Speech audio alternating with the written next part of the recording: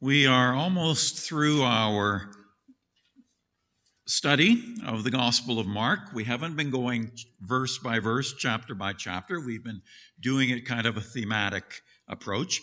And so this morning, as we come almost to the close, we want to consider what Mark has to say about Jesus' death. So we've just met around the table. We've just been thinking about that event, the pivotal event. Really, you know, the Gospels, Matthew, Mark, Luke, and John. Someone has said the Gospels are long, extended narratives that really focus on, and really their main point is about Jesus' death. And so they're extended narratives. They sometimes refer to as extended passion narratives, coming from the old Greek term that refers to suffering. But Christians have wondered, Christians have pondered throughout the centuries, and even today, what was the reason, what was the meaning of Jesus' death? And so some of these questions are questions I'm sure that you have. Why did Jesus die? Did Jesus have to die? Did he accomplish something? What did he accomplish by his death? What was it? And does the fact that he died on the cross by crucifixion have any significance? What does that indicate?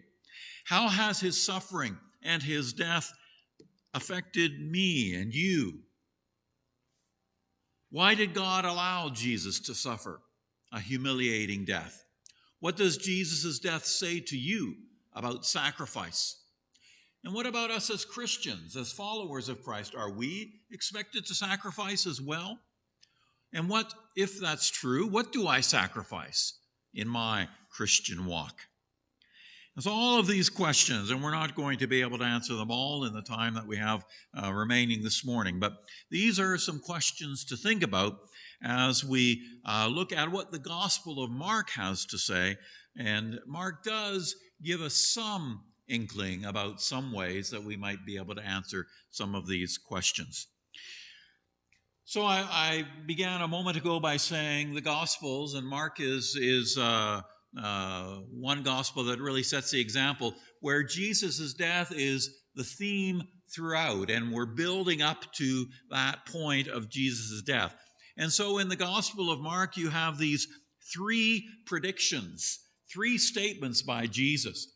And so his death doesn't come as any surprise to us as we read this gospel, because three times Jesus warns his followers, his disciples, that his death is going to come about. The first time is in the pivotal chapter of Mark chapter 8, when he begins to teach them, as Mark writes, that the Son of Man must suffer many things. He must suffer. Now, that's interesting phrasing. This isn't something that's accidental. This is something that is a must. He must suffer many things, be rejected by the elders, the chief priests, the teachers of the law, and that he must be killed, and after 3 days rise again. There is some sort of must about all of these events. And he spoke plainly about this, and this is where Peter begins to rebuke him. Peter as the spokesperson for the disciples, and they can't understand this. They can't fathom this. And then just a chapter later, passing through Galilee, he's teaching the disciples, says the Son of Man is going to be delivered into the hands of men. They will kill him, and after 3 days he will rise. But they don't understand. They don't understand what he meant, and were afraid to ask him about it. And then by the end of chapter 10, our journey has turned towards Jerusalem, and Jesus is leading the way. The disciples, interesting, Mark says, are astonished, while those who followed are afraid. And again, he takes the 12 aside, tells them what was going to happen to them. We're going up to Jerusalem. Son of Man will be delivered. They will condemn him to death, hand him over to the Gentiles. We seem to get a little more detail, right, in each of these predictions. Who will mock him, spit on him, flog him, and kill him. And 3 days later, he will rise. So Jesus is trying to prepare, he's trying to warn his disciples about his impending death. But do they not get it, or can they not accept it? Maybe it's a mixture of both. This is unbelievable. This cannot be. And so by the time we get to chapter 14, as readers, if the disciples don't get it, certainly as the readers of Mark's gospel, we know that this is coming. And so we have the trial of Jesus, and it starts in front of this body called the Sanhedrin, or the Sanhedrin, depending upon how you want to pronounce it. Basically, it's a group, as the first verse there says, composed of the Pharisees, the Sadducees, the lawyers, the elders, all these religious officials. Their main task in the first century was to adjudicate the affairs surrounding the temple. They didn't have any other power beyond the temple. And so the Sanhedrin condemns Jesus to death in verse 64 here. But their trumped up charges are not enough to lead automatically to, they didn't have the power to impose the death sentence. That was left to the Roman authorities.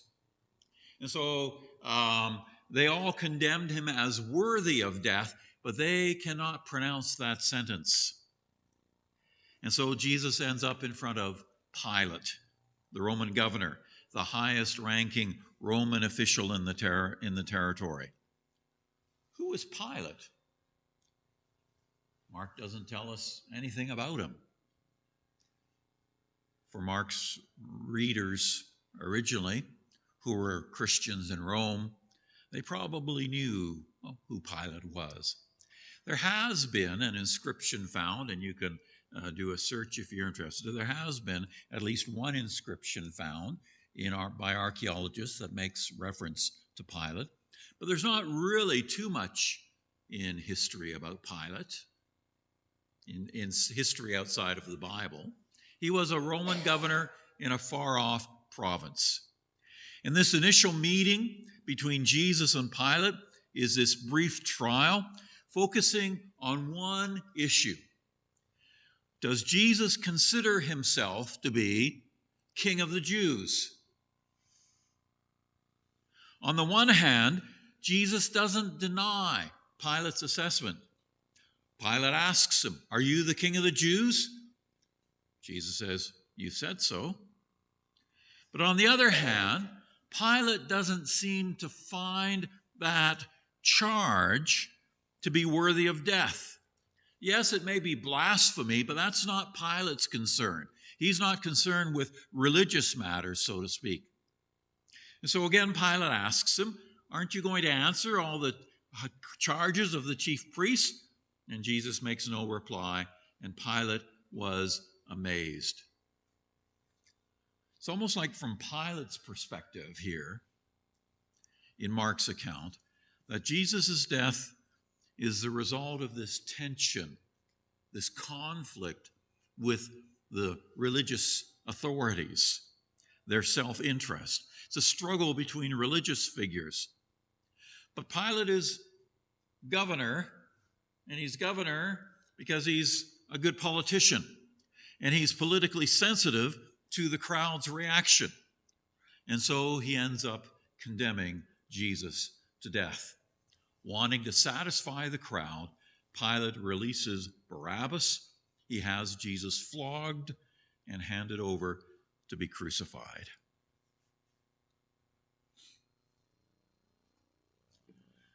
A simple sentence: handed over Jesus to be crucified. A simple sentence because for Mark's readers, they knew all about what that meant. They knew that death by crucifixion in first century Palestine was public and political. Crucifixion was reserved for criminals, state criminals. It was reserved for slaves. It was reserved for deserters from the Roman army.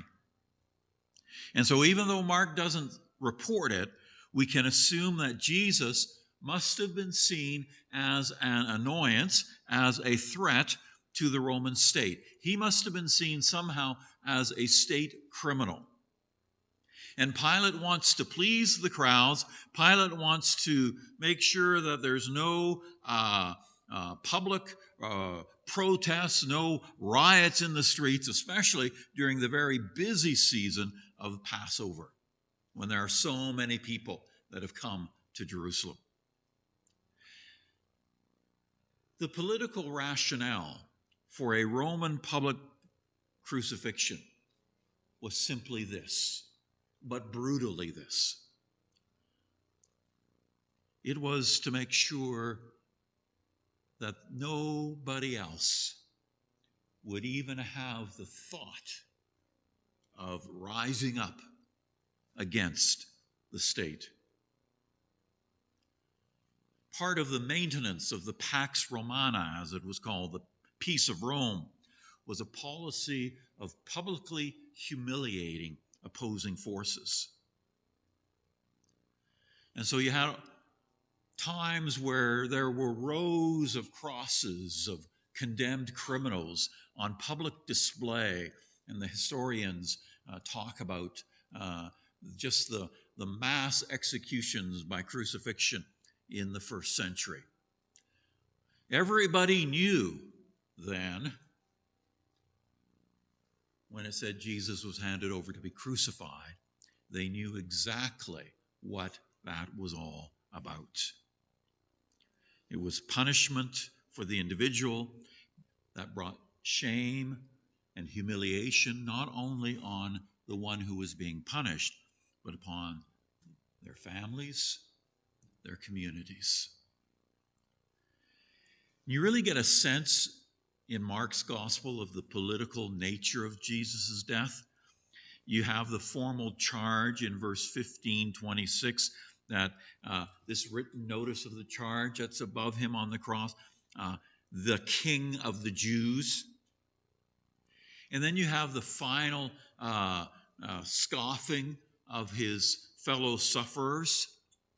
Have you ever noticed there's no penitent thief on the cross in the Gospel of Mark?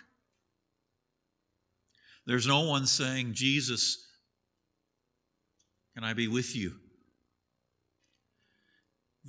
The ones on the cross in the Gospel of Mark, the two criminals, actual enemies of the state, they chime right in there with the crowds and the chief priests and the legal experts who are contending, if this really was the Messiah hanging on this cross, he would be someone who could save himself and in turn save all the others. Kind of an ironic statement, because that's exactly what Jesus was doing. He was saving others as he hung there on that cross. His method just didn't look like what they expected. Wasn't the expected way to secure protection and salvation for all of humanity.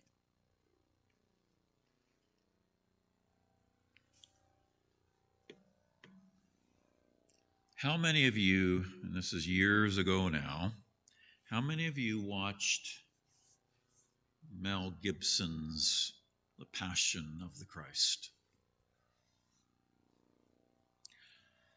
Yeah. One of the challenges, and I will confess, I have watched parts of it, but I have not watched the entire movie.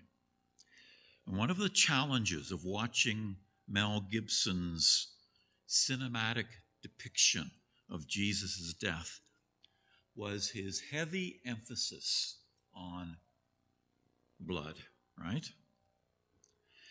You have these scenes of brutality in which the face of Jesus is hardly recognizable. You have the dramatic scene in which Mary soaks up as much blood as possible with her clothes. Gibson's focus was He just wanted to draw attention to the loss of Jesus' blood. Now, this isn't the time or place to go into. There's some historical origins of what Gibson is highlighting in that movie. Doesn't come from the biblical record, though. It actually comes from medieval Christianity.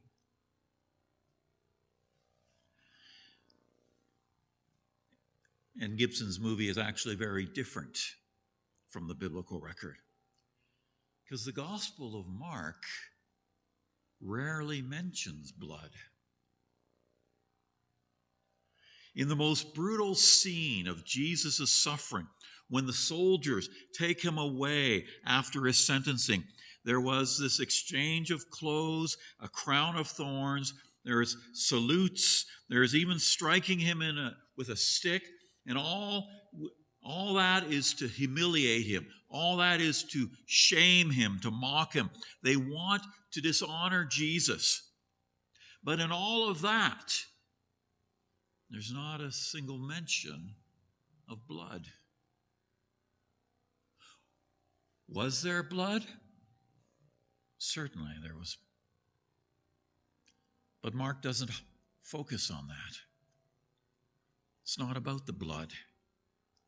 When you read Mark's account of Jesus' suffering, you can hardly find the word blood in the narrative.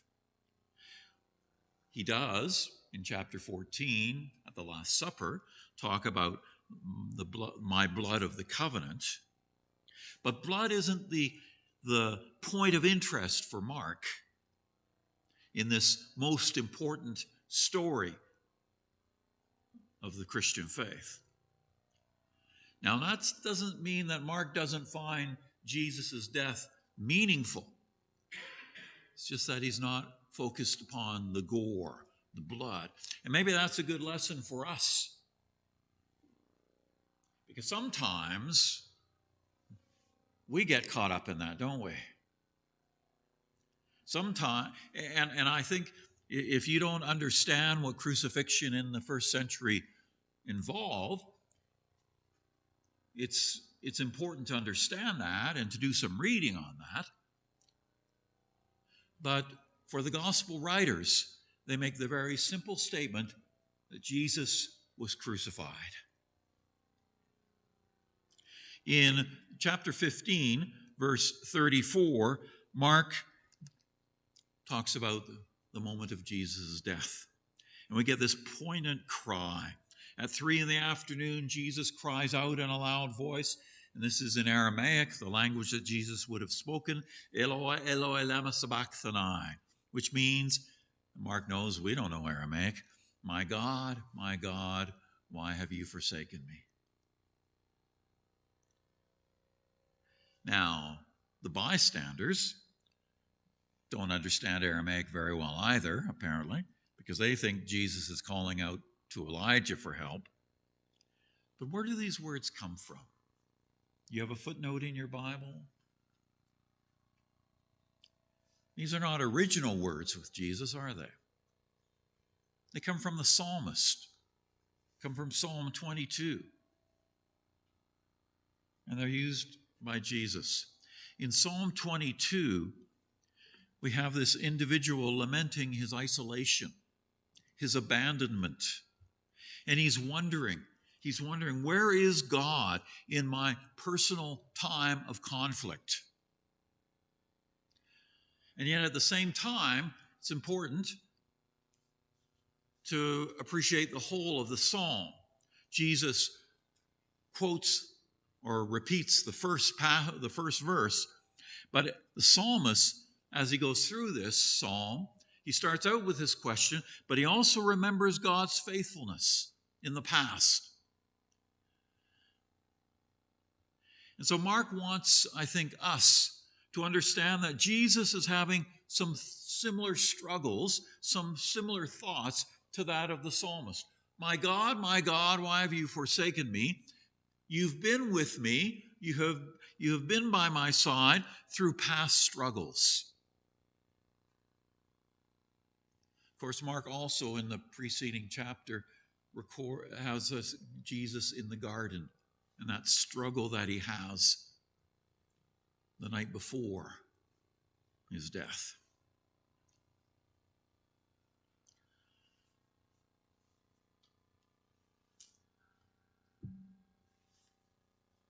Mark doesn't say anything about Jesus' death being for the forgiveness of sin. Now, back in chapter 2, and we looked at this a few weeks ago, one of the very first conflicts that Jesus has with the religious authorities is when he claims that he does forgive sin. Remember the man who's paralyzed? So he forgave sins while he was alive. But Mark seems to be saying that Jesus dies because that's his mission, his prophetic mission. He died because his life was lived for God. And he challenged the status quo of the religious and the political power systems of his day. And so it's all this confluence of events that lead to Jesus being on the cross. But it's a must. It's a must. Jesus has talked about this being a must. So somehow this death has meaning. And maybe for Mark, we get a more insight into the meaning of Jesus' death at the moment that Jesus dies than we do leading up to it. And I take us to these 3 verses in chapter 15. Jesus takes his final earthly breath in the Gospel of Mark, and what happens? The veil is torn in two. The veil in the temple that separated, that blocked off the view of the most holy place of all those who went to the temple, the Holy of Holies, as it's sometimes called. That's torn in two right when Jesus dies. There is a new era that has just been inaugurated. A new era in which the sacred space is not going to be behind a thick curtain veil. The most holy place is not going to be hidden from all eyes. Now, Mark doesn't say clearly whether this is, an expression of the fact that the gospel now, the good news, is for all nations, that this symbol of the holy place in the Jewish system of religion is now torn in two, and that now everybody is able to enter into the presence of God, to stand before the throne of God, which is what the Holy of Holies represented. Maybe though he intends that. He doesn't tell us why. He doesn't say this is why the veil was torn in two. He just states it as something had happened. But why? And then the second event that immediately follows the tearing of the veil, maybe this event, maybe what happens next, reflects back on the tearing of the veil. Because we get this confession, right, of this Roman soldier, the centurion. The first time that any human confesses Jesus as Son of God in Mark's gospel. The demons do, yes, but no human up to this point has confessed Jesus as the Son of God. And now with this veil being torn, this non-Jew can see and confess precisely who Jesus is. With this veil torn, and maybe for Mark's first readers, who are Christians in Rome, who are I'm sure, predominantly Gentile, not Jew, of Jewish background. Maybe this is a special message even for them, that one of their own, so to speak, was the first to offer that confession, Jesus' death. The veil is torn. This Gentile soldier clearly sees and confesses who Jesus is. And then in the next verse, there's this mention of the women disciples.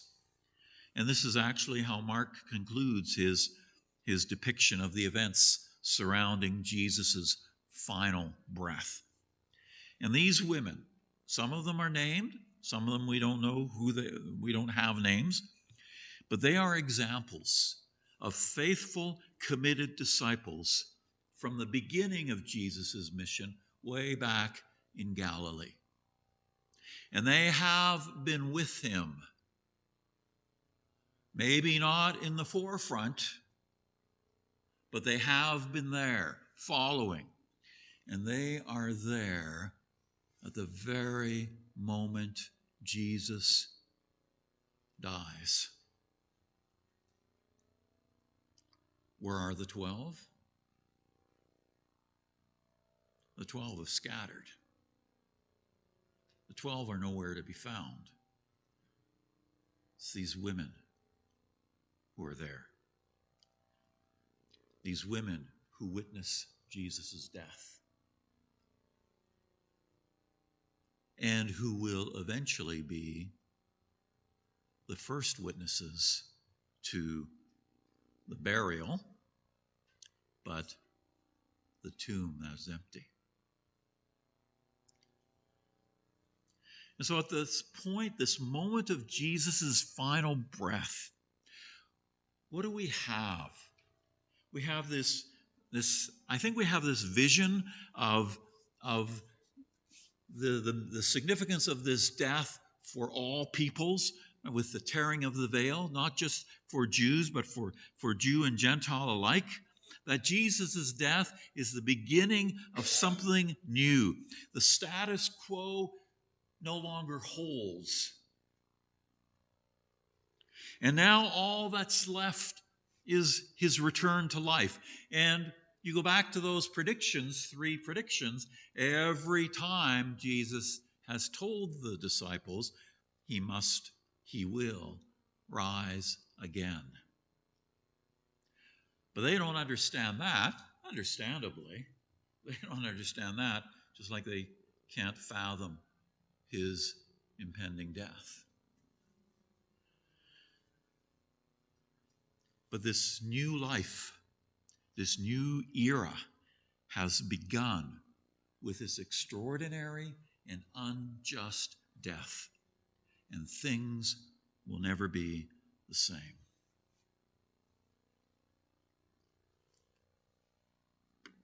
So how would you answer some of these questions now?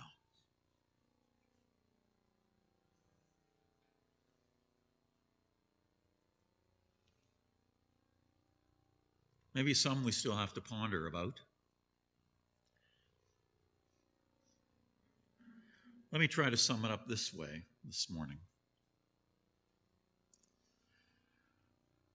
I think one of the things that we understand, that we can understand about Jesus' death, as Mark presents it to us, is what it means to live in God's mission. Whoever we are, wherever we are, when we stand up for God's desire to bring about change in our world, whether it be in our local communities or in the global communities, do not be surprised when the proponents of the status quo object. They aren't going to sit by idly. There will be consequences.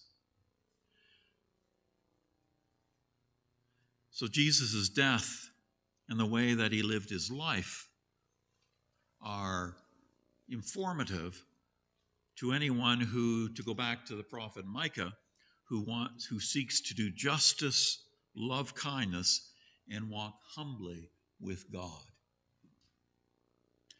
And so sometimes it's popular in some circles to say, give your life to Jesus and things are going to be, you can't imagine how great things will be. Boy, do I pray that will be the case. But you know what? You may give your life to Jesus and suddenly find everyone turning their back on you. You may try to live out what it means to follow Jesus, and you may encounter hostility.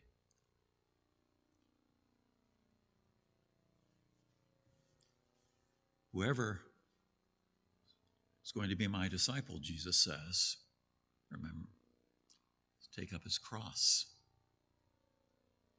Follow me. Follow me all the way to the cross.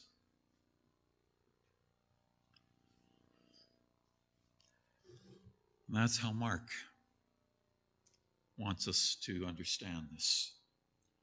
There is a cost that needs to be considered. But there's also, it cannot be forgotten, what Jesus' death brings about. And here we are today in Gravelburg because the veil was torn, because a Roman soldier said, surely this was the Son of God. Because some women were there. And this will be the next message, to see, and obviously went and told others that they saw the empty tomb.